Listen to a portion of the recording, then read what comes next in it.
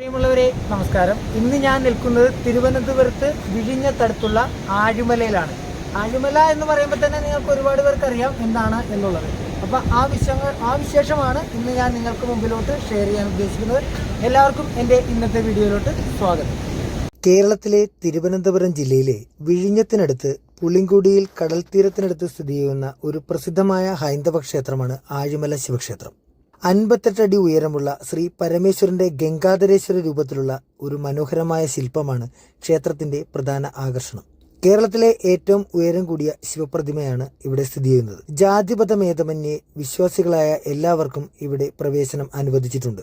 വിഴിഞ്ഞം പൂവാർ പാതയിൽ നിന്നും ഏകദേശം 800 മീറ്റർ മാറി കോട്ടുകാൽ ഗ്രാമപഞ്ചായത്തിലാണ് ക്ഷേത്രം നിലകൊള്ളുന്നത്. ഹിന്ദു ദേവതകളുടെ ശില്പങ്ങൾ കൊണ്ട് അലങ്കരിച്ചിരിക്കുന്ന ക്ഷേത്ര കവാടവും വാസ്തുശൈലിയിൽ തമിഴ്നാട്ടിലെ ക്ഷേത്രങ്ങളുമായി വളരെയധികം സാമ്യമുള്ളതാണ് ക്ഷേത്രം. ക്ഷേത്രത്തിലെ പ്രധാന പ്രതിഷ്ഠയായ ശിവന്റെയും മറ്റ് ഉപദേവതകളുടെയും ശ്രീകോവിലുകൾ മനോഹരമായ കൊത്തുപണികൾ, ചുമർചിത്രങ്ങൾ എന്നിവയാൽ കമനീയമായി അലങ്കരിച്ചിരിക്കുന്നു. ഗംഗാധരേശ്വര രൂപത്തിലുള്ള കോൺക്രീറ്റ് ശില്പം സ്ഥാപിച്ചതിന് ശേഷമാണ് ക്ഷേത്രം കൂടുതൽ പ്രസിദ്ധി നേടിയത്. ആഴിമല സ്വദേശിയായ PS ദേവദത്തൻ എന്ന ആളാണ് ഇതിന്റെ ശില്പി. 2014 ശില്പത്തിന്റെ നിർമ്മാണം ആരംഭിച്ചത്.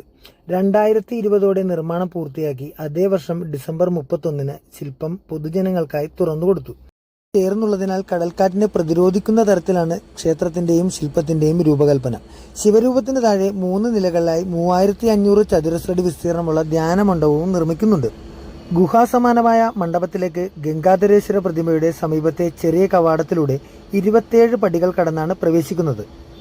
മണ്ഡപത്തിൽ ശിവന്റെ ശയനശില്പം, അർദ്ധനാരീശ്വര ശില്പം, 9 നാട്യഭാവങ്ങൾ, ശിവരൂപത്തിനെ താങ്ങി നിൽക്കുന്ന തൂണുകൾ, ശിവചരിത്രം പറയുന്ന ശില്പങ്ങൾ എന്നിവയും കൊത്തിവെച്ചിട്ടുണ്ട്.